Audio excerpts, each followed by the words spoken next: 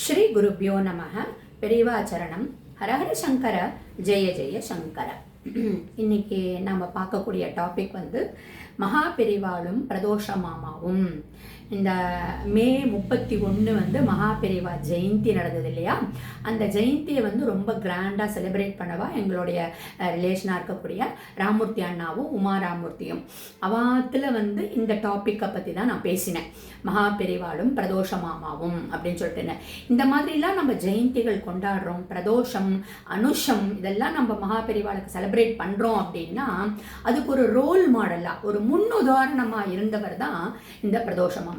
அதாவது ஒரு பக்திக்கு ஒரு முன்னுதாரணமா, இப்படித்தான் பக்தி பண்ணணும் அப்படின்னு சொல்லி ஒரு ரோல் மாடலா இருந்தவர் தான் பிரதோஷ மாமா. இப்போ நம்ம நாயன்மார்கள் சரித்தம்லாம் நிறைய பார்த்துன்னு வந்திருக்கோம். நம்மளோட யூடியூப்லயே கூட நிறைய பார்த்துன்னு வந்துட்டே இருக்கோம். டக்குன்னு பேரை சொல்லு அப்படின்னா இந்த 4 தவிர திருஞான சம்பந்தர், திருநாவுக்கரசர், சுந்தரர், மாணிக்கவாசகர், இந்த 4 ஓகே, எல்லாம் மைண்ட்ல செட் ஆயிடும். இதை தவிர ஒரு நாயன்மார்கள் பேரை சொல்லு அப்படின்னா டக்குன்னு நம்மளுக்கு கண்ணப்ப நாயனார்.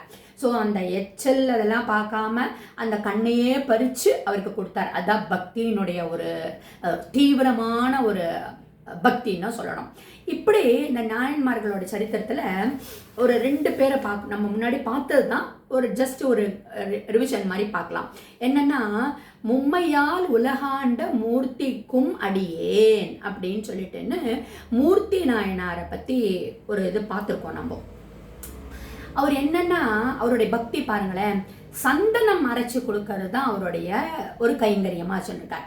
இப்போது நீங்கள் பார்த்தசாரதி கோவில் இல்லை இந்த குருவாயூரப்பன் கோவிலெல்லாம் பார்த்தேன்னா ஒரு பெரிய கல் மாதிரி இருக்கும், ஒரு என்ன சொல்கிறது, கருங்கல் மாதிரி இருக்கும். அந்த கருங்கல்ல தான் சந்தனம் தேய்ப்பான். அந்த தேய்ச்சி தான் அதை தான் ஃப்ரெஷ்ஷாக சுவாமிக்கு சாத்துவா. அந்த மாதிரி ஒரு கைங்கரியம் பண்ணக்கூடியவர் தான் இந்த மூர்த்தி நாயனார். இந்த சந்தன கட்டையில் அந்த கல்லில் தேய்ச்சி தேய்ச்சி தேய்ச்சி தேய்ச்சி அதை ஒரு கைங்கரியமா, அப்படி வெறும் தேய்க்காம நமச்சிவாய நமச்சிவாய நமச்சிவாயன்னு இந்த பஞ்சாட்சர மந்திரத்தை சொல்லிண்டே பண்ணக்கூடிய ஒரு நாயன்மார். என்ன இதில் என்ன இருக்கு அப்படின்னா, அதுதான் பார்த்தா சிம்பிளாக இருக்கும். ஆனால் அதில் ஒரு பக்தி ஸ்ரத்தையோட, ஒரு ஈடுபாடோட, ஒரு ஃபுல் இன்வால்மெண்ட்டோட அவர் பண்ணிட்டு இருந்தார். ஒரு தடவை என்ன ஆச்சா, சந்தன கட்டையே கிடைக்கலையா அவருக்கு. என்ன பண்ணுறது, இப்போ நான் கைங்கரியம் பண்ணி ஆகணுமே, என்னுடைய பெருமாளுக்கு, என்னுடைய பகவானுக்கு நான் சந்தன சாத்தனமே, என்ன பண்ணுறது அப்படின்னு இவர் தவிச்சாராம். ஒரு செகண்டு கூட யோஜனை பண்ணாமல் என்ன பண்ணுறதுன்னு தெரியாமல், கிடைக்கல, சந்தன கட்டை கிடைக்கல. அந்த காலத்துலலாம் சந்தன கட்டை ரொம்ப காஸ்ட்லி இல்லையா, கிடைக்கிறது கஷ்டம் இல்லையா, இப்பவும் தான், பட் ஆனால் ரொம்ப ரேராக கிடைக்கும். இவர் என்ன பண்ணுறதுன்னு பார்த்தார். உடனே என்ன பண்ணார், தன்னுடைய இந்த கை முட்டியை சந்தன கட்டையாக வச்சுட்டு அந்த கல்லில் போட்டு தேய் தேய் தேய் தேய்க்கிறார். இமேஜின் பண்ணி பாருங்களேன். நம்மளுக்கு அந்த மாதிரிலாம் தோணுமா? பரவாயில்ல, சரி இன்னைக்கு தானே விட்டுட்டு போகலாம், நாளைக்கு பார்த்துக்கலாம், சேர்த்து வச்சோம் நாளைக்கு பார்த்துக்கலாம், அப்படின்னு தான் நம்மளுக்கு தோணும். அப்படியே ரத்தம் வழண்டு, தோல் வழண்டு, அந்த சதையெல்லாம் வழண்டு, அப்படி வழண்டு வருது. அவர் வாட்டுக்கு பண்ணிட்டு இருக்கார். அதுதான் பக்தி. இதனால தான் அவர் நாயன்மான ஆனார். அதுதான் சுந்தரமூர்த்தி நாயனார் சொல்வார், மும்மையால் உலகாண்ட மூர்த்திக்கும் அடியேன் அப்படின்னு சொல்வார். சரி, அடுத்தது இன்னொரு நாயன்மாரை பார்க்கணும் அப்படின்னா ஆனாய நாயனார் அப்படின்னு சொல்லிட்டேன். அவரை இதுவும் நம்ம பார்த்துருக்கோம் நம்ம யூடியூப்ல. இவர் என்ன பண்ணுவார், குழல் ஊதி, எப்படி குழல் ஊதி மனம் எல்லாம் கொள்ளை கொண்ட பின்பு குறையேதும் எனக்கேதடி அப்படிங்கிற மாதிரி கண்ணன் குழல் ஊதுற மாதிரி இவர் குழல் ஊதுவார். அந்த குழல் ஊதுறதுல பார்த்தேன்னா நமச்சிவாய நமச்சிவாயன்னு தான் சவுண்டு வரும். இது ஒரு பக்தியா அவர் பண்ணிட்டு இருந்தார், நாயன்மாரா ஆயிட்டார். அதே மாதிரி மானக்கஞ்சனார் அப்படிங்கிறவர் என்னன்னா, அவருடைய ஒரு சிற்றரசர். அவர் அவருடைய பெண்மணிக்கு தலைமுடி அவ்வளோ நீளமாக இருக்கும். அவள் கல்யாண கோலத்தில் நிற்கிறா, கல்யாண மணவரையில் ஏற போறா.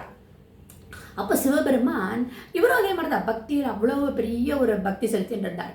அப்போ ஒரு அடியாராக வேஷம் போட்டுட்டு அங்கே வரார். அடியார்களுக்கு தொண்டு செய்கிறது தானே இவாளோட வேலையே. இந்த மானக்கஞ்சனார்கிட்டக்க உன்னுடைய பெண்மணியினுடைய கூந்தல் ரொம்ப அழகாக இருக்குது, இவ்வளோ தடிமனா இவ்வளோ நீளமாக இருக்குது, அது எனக்கு கட் பண்ணி கொடுத்தான்னா நான் இந்த பூனல் இந்த மரவுரி இந்த இது போட்டுப்பாவா, இந்த பூனல் மாதிரி த்ரெட்டு இது போட்டுப்பா, அதுக்கு நான் யூஸ் பண்ணிக்கிறேன் அப்படின்னு சொல்கிறார். ஒரு அடியவர் கேட்டுட்டார் அப்படின்னா அதுக்கு மறுபேச்சே கிடையாது. அந்த மன மேடையில் போகக்கூடிய பொண்ணை கூப்பிட்டு உடனே அதை கட் பண்ணி கொடுத்துறார். அந்த பொண்ணு ஒன்றும் சொல்லலை. எப்படி இருக்கு பாருங்க, கூந்தல் அழகு, அதுவும் மன வரைக்கு போகக்கூடிய ஒரு பெண்மணிக்கு இதுதான் பக்தி, இதுதான் இப்படி தான் பக்தி செலுத்தணும். ஸோ இந்த 63 நாயன்மார்கள் இப்படி சொல்லிகிட்டே போகலாம். எதுக்கு இதெல்லாம் பேசுகிறோம் நாம் அப்படின்னா, இந்த வரிசையில் மகா பெரிவா வாயால் வெங்கட்ராம ஐயர் அப்படின்னு சொல்லக்கூடிய பிரதோஷ மாமாவை 64வது நாயன்மார் அப்படின்னு பெரியவா வந்து ஒரு பட்டம் மாதிரி கொடுத்துருக்கா. அப்படின்னா அவரோட பக்தி எப்படி இருந்திருக்கும் பாருங்க. அதாவது நார்மலாக ஒரு ரயில்வேஸில் வேலை, ரயில்வே குவார்ட்டர்ஸில் சாதாரண ஒரு மிடில் கிளாஸோட லோயர் மிடில் கிளாஸ் லைஃப் என்ன. அவருக்கு வந்து 2 பையங்க.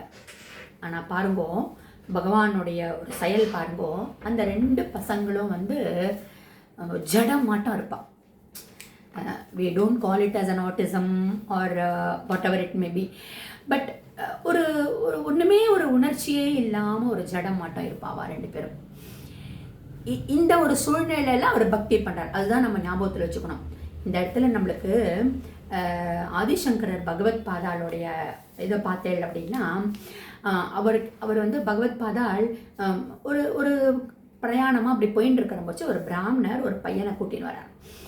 இந்த பாருங்களேன், இந்த பையன்தான் இவன், அப்படியே பிரம்ம பிடிச்ச மாதிரி ஒரே ஒரு என்ன சொல்கிறது, அசைவும் இல்லாமல் பேச்சும் இல்லாமல் ஜடம்னு சொல்கிறோம் இல்லையா, ஒரு பரபிரம்மமாக அப்படி உட்காண்டிருக்காரு. என்ன பண்ணுறதுனே தெரியல இந்த பையனை அப்படின்னா பகவத் பாதாள் பார்க்குறார். ஒரு செகண்ட் அந்த ஐ டு ஐ, அதான் குரு அருள், அப்படி பார்த்த உடனே அவருக்கு தெரிஞ்சு போயிட்டு சாதாரணவர் இல்லை இவர் அப்படின்னோடனே இவர் கேட்குறார் பகவத் பாதாள், என்னப்பா அப்படின்னு ஏதோ ஒரு 2 கொஸ்டின், ஒரு ஃபார்மல் கொஸ்டின் கேட்ட உடனே அந்த குழந்தை வந்து கடமுடன்னு ஒரே வேதாந்தங்களும் சித்தாந்தங்களுமா என்னமோ அப்படியே கரைச்சி குடிச்ச மாதிரி கொட்டுறது வாயிலிருந்து. இந்த அப்பாவுக்கு ஒன்றுமே புரியலை, சுற்றி இருந்தவாளுக்கும் ஒன்றும் புரியலை. ஆனால் கைலாச சங்கரருக்கு புரியாமல் இருக்குமா, ஆதிசங்கரர் அப்படியே பார்த்து ப்ளஸ் பண்ணி அவரை வந்து தன்னுடைய டிசைப்பிளாக தங்கிட்டே இருக்கட்டும் சொல்லி தன்னுடைய டிசைப்பிளாக சேர்த்துட்டார். அவர் தான் ஹஸ்தாமலக்கர். அந்த மாதிரி ஒரு ஜடமாட்டம் 2 குழந்தைகள் இந்த பிரதோஷ மாமாவுக்கு. Lower middle class family, railway குவார்ட்டர்ஸில் ஒரு சாதாரண ஒரு லைஃப்பை லீட் பண்ணுறாரு. இந்த குழந்தைகள் இப்படி இருக்குது. ஆனாலும் அவர் பக்தி பண்ணார். எப்படி பக்தி பண்ணார் அப்படின்னா, மானசீக பூஜை. பெரிவாளை வந்து தன்னுடைய மனசில் நிறுத்திண்டு அப்படி ஒரு பூஜை. பகவான் எப்போவுமே சொல்லுவோம் இல்லையா, மனு மந்திருமே, நம்மளுடைய மனசு அழுக்கு இல்லாமல் எப்படி உடம்ப அழுக்கு இல்லாமல் க்ளீன் பண்ணிக்கிறோமோ அது மாதிரி மனசையும் குப்பைகள் நிறைந்த மனசை வந்து க்ளீனாக வச்சுட்டோம் அப்படின்னா பகவான் வாசம் செய்யும் ஸ்தலமாக இருக்கும். அப்படி தன்னுடைய மனசில் பெரிவாளை வச்சுட்டு மானசீக பூஜை பண்ணார். எப்படி பண்ணினார், என்ன நடந்தது, நாளை தொடர்ச்சியாக நம்ம பார்க்கலாம்.